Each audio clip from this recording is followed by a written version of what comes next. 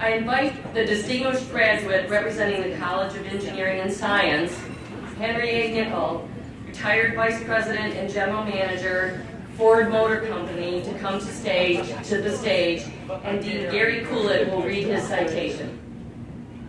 Hank Nickol. Over a remarkable 4-decade career, Henry Nickol helped shape the future of the Ford Motor Company and the automotive industry.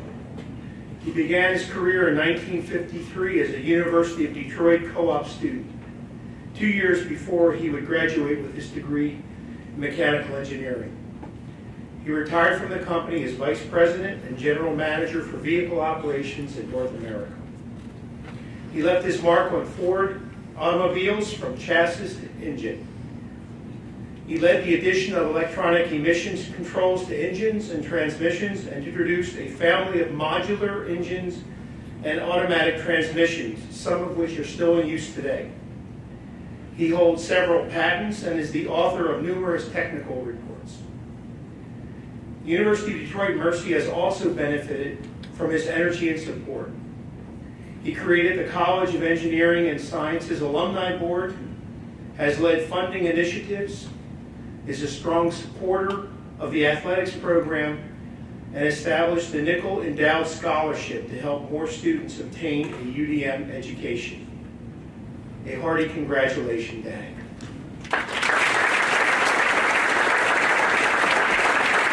I'm going to take a little bit of a different stance in presentation versus my predecessors, who all had very touching stories. First of all, I want to thank the university and President Garibaldi and certainly Gary Cooley for supporting my getting this award. For those of you who don't know Gary Cooley, he's probably the hardest working guy at McNichols and 6 Mile in Illinois, with his busy duties as the Dean of Engineering and Science, plus running a $21 million federal grant on education. So he deserves a real credit for that. It's a nice return.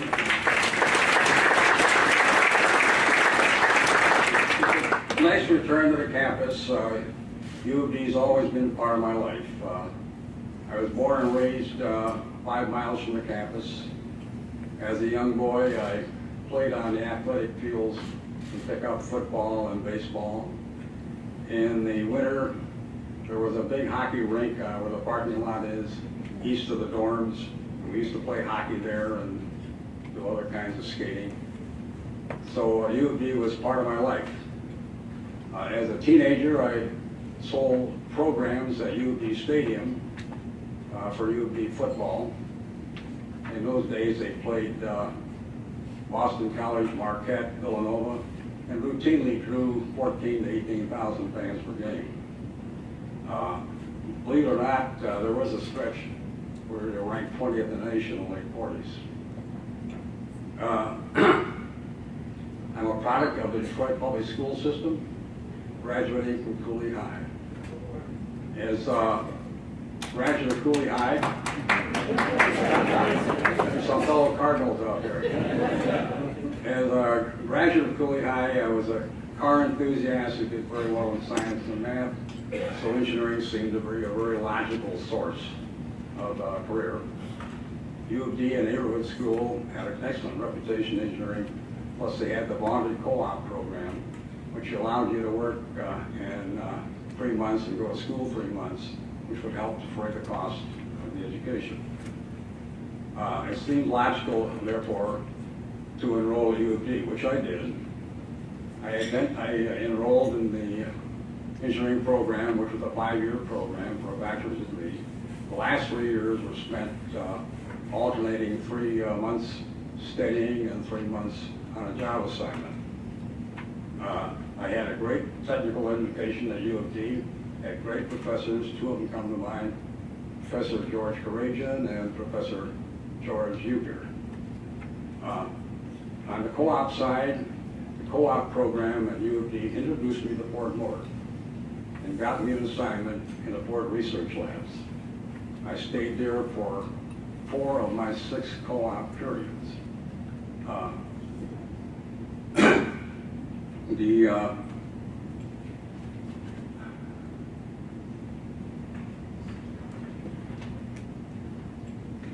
I stayed after graduation, and I stayed until I left 40 years, 3 months, and 23 days later. My time at Ford was rewarding and exciting. I had the opportunity to develop technologies to meet stringent vehicle economy and emissions requirements. I worked on engines and transmissions, which are in use today. I developed anti-skid brake systems with Calty Hayes that are in use today.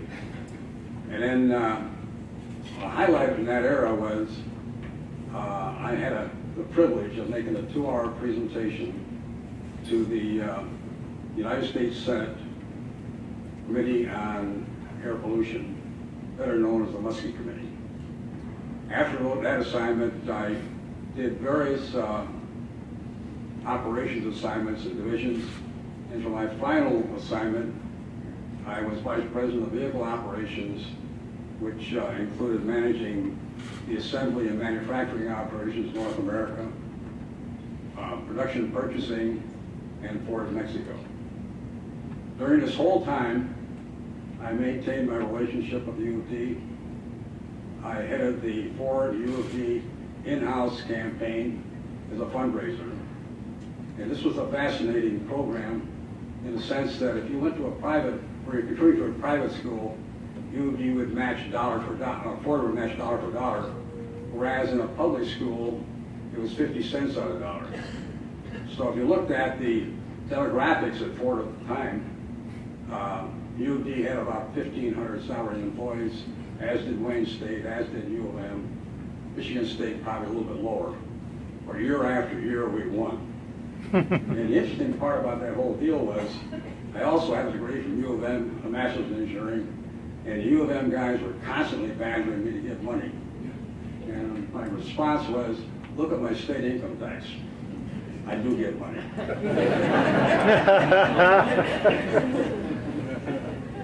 I maintained my relationship in the Cal Club, sponsoring U of D athletics. And finally, my wife and I sponsored and endowed a scholarship at the College of Engineering.